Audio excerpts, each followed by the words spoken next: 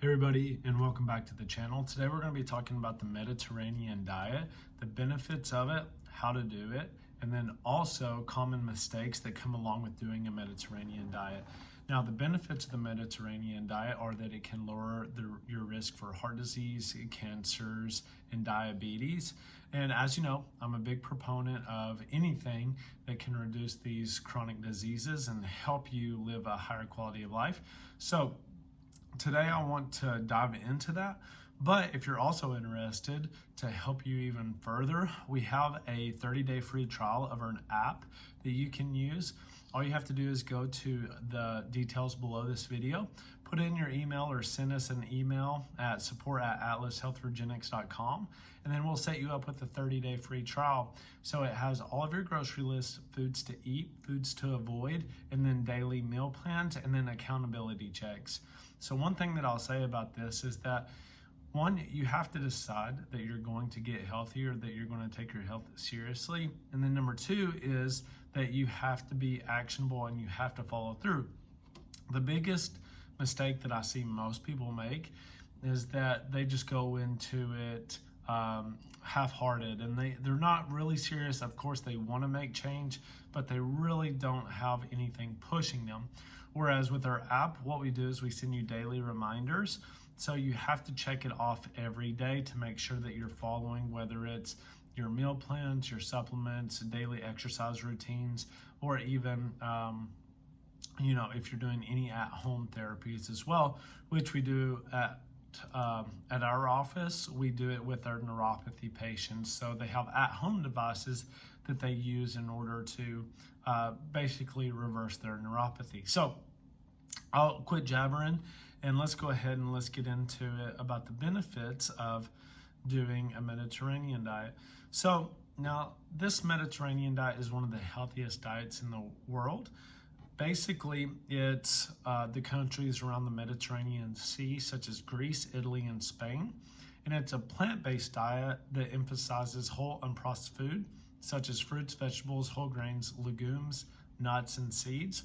And it also includes moderate amounts of fish, poultry, and dairy, and limited amounts of red meats and sweets. Now, with this, in my experience in treating people with severe health issues and autoimmune issues, you really have to be careful with these types of diets because certain foods such as spinach and almonds can have high amounts of oxalates in them, which can actually make autoimmune issues worse. So really be careful about that. One thing that we coach our patients on is to be very intuitive with their body. So if you eat a food and then you're getting gas, you're bloating, maybe you get a little bit of brain fog, maybe you get fatigued, you probably have a sensitivity to that food. Now, there are certain tests that you can do in order to look at which foods you're sensitive to. And then that's always a good way to say, okay, these are the exact foods I'm sensitive to. Let me cut those out.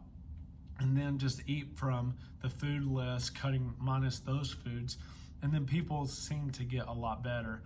Now, with that, everybody's a little bit different. So working with somebody to tell you, okay, you're getting this symptom, maybe it's normal, maybe it's not. We need to dive in further and really understand what's going on in our body, because nowadays most people think that symptoms are normal when they're actually an alarm system going off in your body saying, hey, something's going on. This is causing inflammation in the body.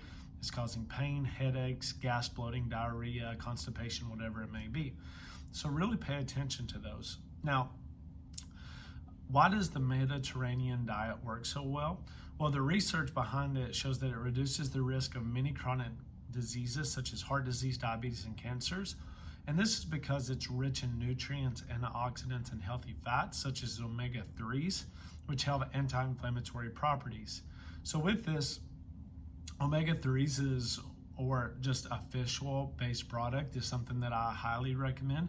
It's something that when I was going through doctorate school, I took 3 times the normal dosage just to keep my brain inflammation down and to keep my overall inflammation down as well. So adding a supplement of fish oil can be really great to help with that, help combat it. But with the Mediterranean diet, you're eating fish at least 2 to 3 times a week, and that will help boost your antioxidants. Plus, it's a very lean meat with high amounts of protein. So your ability to lose weight, plus you're bringing those inflammatory markers down. And one thing with weight gain is that a lot of people don't understand is you probably actually don't have that much fat tissue. You're probably more inflamed. The more inflamed you are, the more water you hold on to, because the body is trying to dilute those toxins. And so the more water weight you have, the more you weigh. And as you reduce inflammation in the body, you actually reduce the amount of water that your body holds on to. So that is just why the Mediterranean diet works so well. So just avoid processed foods and avoid simple sugars is kind of the lesson learned from that. Now, the first thing about the Mediterranean diet is it can help you lose weight and maintain a healthy weight if you follow it pretty strictly. This is because it's low in processed foods like we talked about and added sugars. Now, these often attribute to high calories and contribute to weight gain. And then second, it can improve your heart health by reducing the risk of heart disease and stroke. If you haven't watched some of my videos about heart disease, cholesterol, and why LDL cholesterol isn't the bad guy, go back and watch some of those videos, because I break down why LDL isn't necessarily bad, and you've been taught wrong for so many years about that. Now, it can also lower the risk of type 2 diabetes. We treat a lot of neuropathy here in the office, and that is a consequence of chronic diabetes. And what we see is that people's lives, just the quality really goes down once they get a comorbidity diagnosed, whether it's heart disease, whether it's diabetes.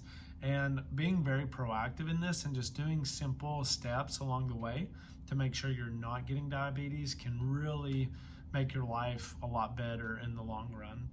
And then fourth, it can reduce the risk of certain cancers such as breast cancer and colon cancer, because you're not having those processed foods and simple sugars in your diet. And then also it can improve brain function. So Alzheimer's now is known as type 3 diabetes, and that's because so many people are consuming sugars and it's causing damage to the brain. This happens especially in the hippocampus, where you have your memory centers, and that's why these people can't remember anything throughout their lives.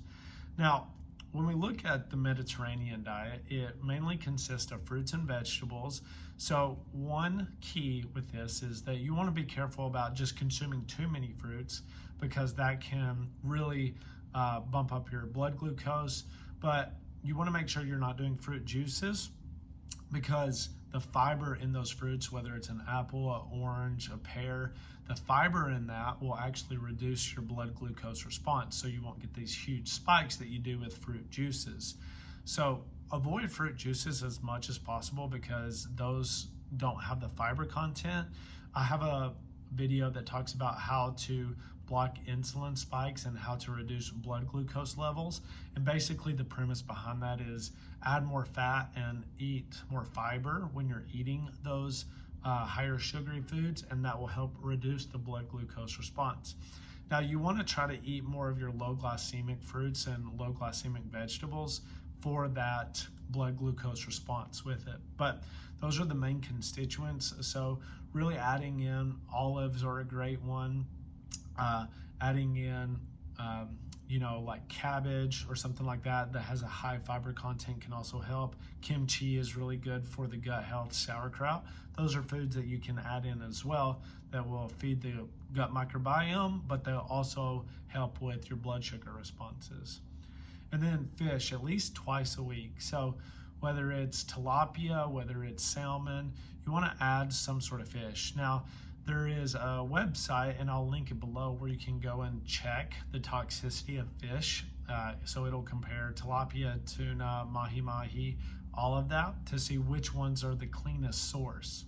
So that's a pretty neat website. I'll link it below. Olive oil. Now, that is a main constituent of that diet. You really have to be careful about these certain vegetable oils, like canola oil or just vegetable oil, because a lot of these will cause more inflammation in the body because they're high in omega-6 fatty acids. And while you want a certain ratio of that, they can cause more problems, the seed oils that they're producing now. So you have to be very careful about that. But olive